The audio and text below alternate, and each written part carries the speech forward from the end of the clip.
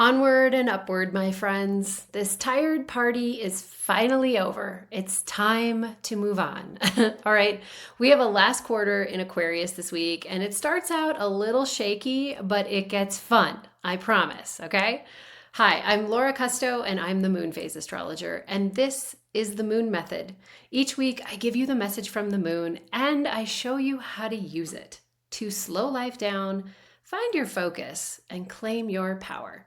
If you haven't yet, hit that subscribe button so you never miss your weekly message from the moon. All right, this is the week of Friday, May 16th, 2025.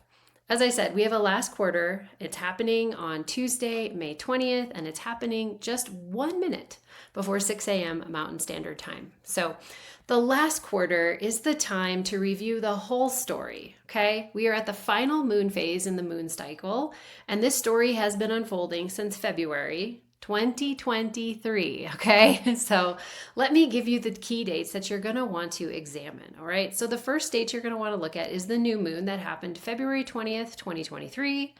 Then you're going to want to look at the first quarter, which was November 20th, 2023. And then finally, we had the full moon in Aquarius on August 19th, 2024. Now, if you want to know how to work with each of the moon phases and know what you're doing here as you're looking back, you're going to want to go out and grab my free moon phase compass, okay? It's a free guide that I put together, and in it I share the exact 3 steps that I use on each moon phase to work with the energy, okay? There's no fluff, there's no woo. It totally works. I've been doing these things for years, okay? So I'll put a link to that in the show notes. Now, if you can't look at all of those dates, because I realize it's quite a few of them, the most important thing to do is to look back at the full moon. So again, the full moon that we had in Aquarius on August 19th, 2024. You're going to want to see what truth was revealed, what came to a culmination point, okay? Now, if it helps, and it usually does help, Aquarius is going to rule a specific area of your life based on your astrology chart. And that's where Moon Chat comes in. Moon Chat is my membership. You can start it at any time. But in the membership, what I do is I customize guidance to you based on your unique astrology chart. So you get not just a moon phase compass, you get a moon phase map. And you get custom email notifications sent to you in advance of each moon phase, telling you the key dates here that I'm giving you the energies that are active, as well as telling you the area of life that that story has unfolded in, okay? So it's going to be relationships, money, romance, love, health, okay? There's 12 different areas, all right? So finally, I want to let you know this last quarter is the time to do release work. It is the time to clear out the old. That's why I started with that message, right? Onward and upward, my friends. Let's move on. So there's really so many energies happening with this last quarter that are supportive of doing that. But the last quarter, it's important that you show up. Something has been planted and grown and bloomed here, and now it needs to be properly harvested. Otherwise, the next time you have an Aquarius new moon, you're going to plant seeds over the dead overgrowth. Yuck, gross, okay? So let's dig into those energies around this last quarter. All right, so Friday and Saturday, May 16th and 17th, we are still somewhat in the energy of that full moon in Scorpio. And if you watched last week's episode, I talk about that was really focused on make good choices. So there's so much intense Pluto energy coming up. And then we've got Mercury doing some talking there. And then Uranus, the planet of unexpected.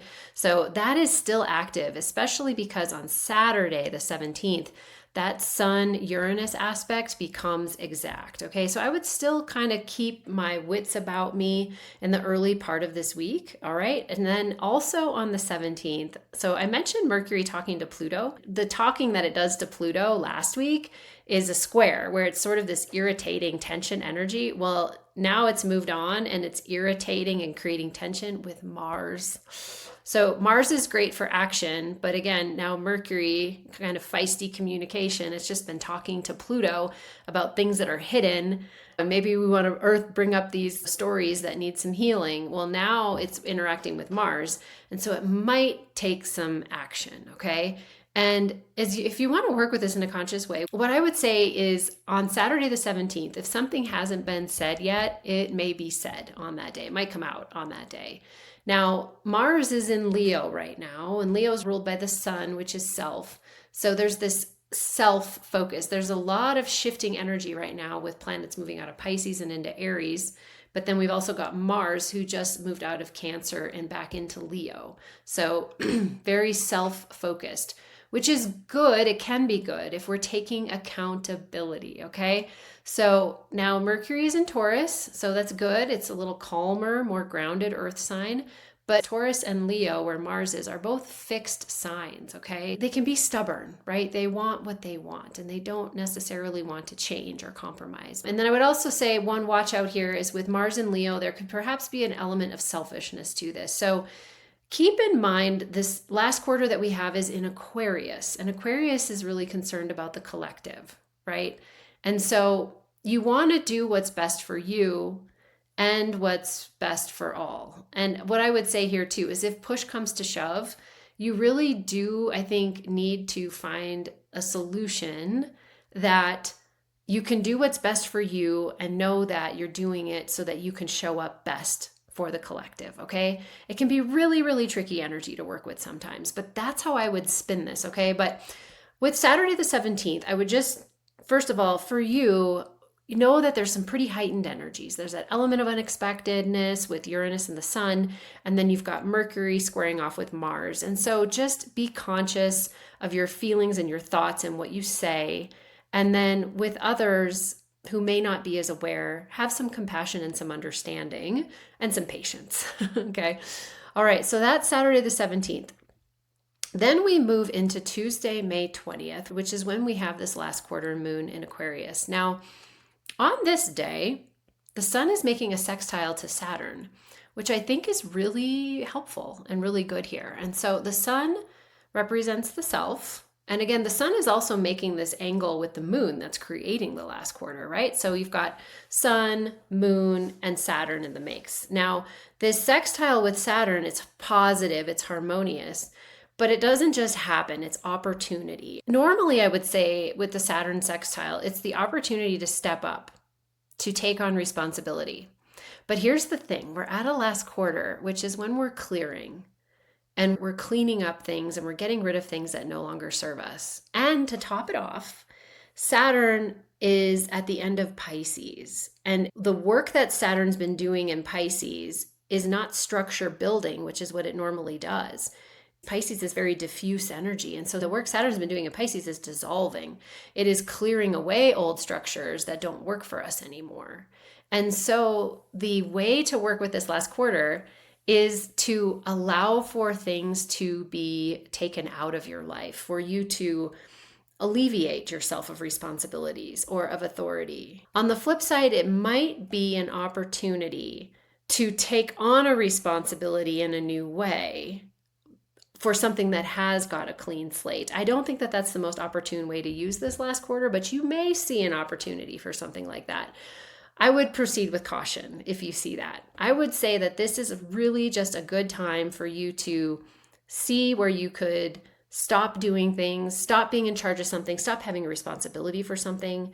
And, just again, it's a time to create a clean slate. And Saturn with that sextile with the sun, it's doing that. So now again, the moon is in Aquarius. So, we want to keep the collective in mind. And I think that maybe most of us are prone to this when we think about clearing things away or stepping back from something. Oh, I don't want to let people down. I don't want to hurt anyone. Well, yes, and Aquarius does have this for good of all vibe. But keep in mind, sometimes you're stepping down or stepping back or stopping to do something. You're creating space for someone else to step in.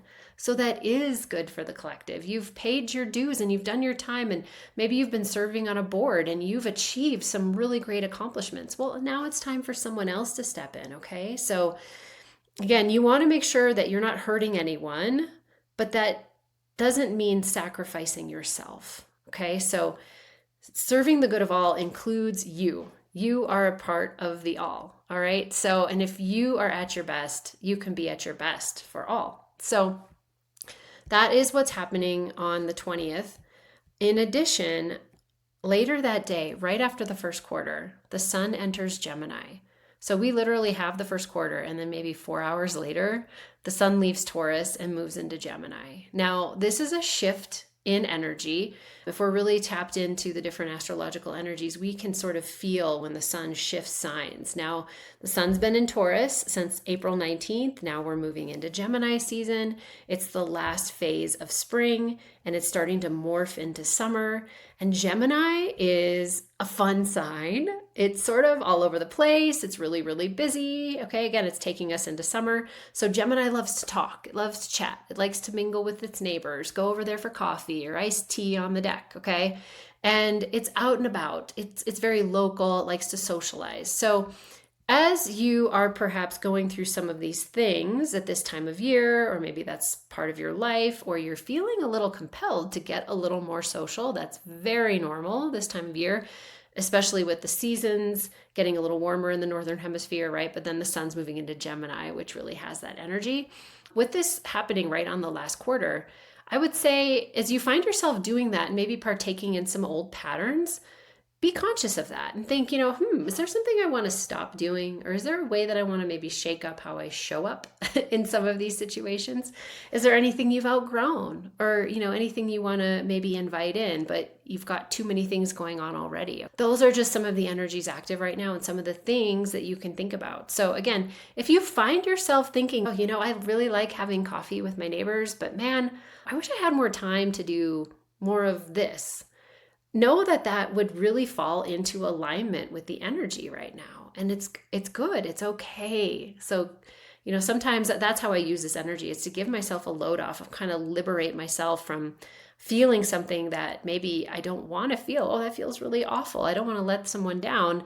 But it's like, oh, well, that's kind of normal for me to be feeling that, I guess. And if I want to grow and evolve, okay, well then how do I use that energy for my benefit and for the benefit of all? All right, and then on Thursday, we end with a couple of more harmonious energies. So the first one, Thursday the 22nd, Venus is making a trine to Mars. We've had a few of these in the last couple of months with Venus making its retrograde. Venus trine Mars is a really pleasant thing. It's a great harmonious, effortless aspect between the masculine energy and the feminine energy, really. So it's a great time to go on a date or to flirt and have fun. Okay, so that's something to keep in mind on Thursday, the 22nd.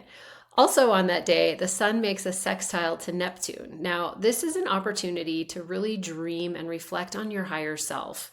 The sun makes a sextile to Neptune a couple of times a year, and it's been doing this since 2011 with Neptune in Pisces. Neptune is now in Aries, and this is the first time the sun is making a sextile to Neptune that way in our lifetimes. Neptune moves so slowly. This has never happened. But the sun will be sextiling Neptune in Aries now through 2037, okay? So it's a little different energy now when it makes the sextiles. The sun, the self, is focused on Gemini themes, right? These busy, fun, local networks, kind of getting around and socializing.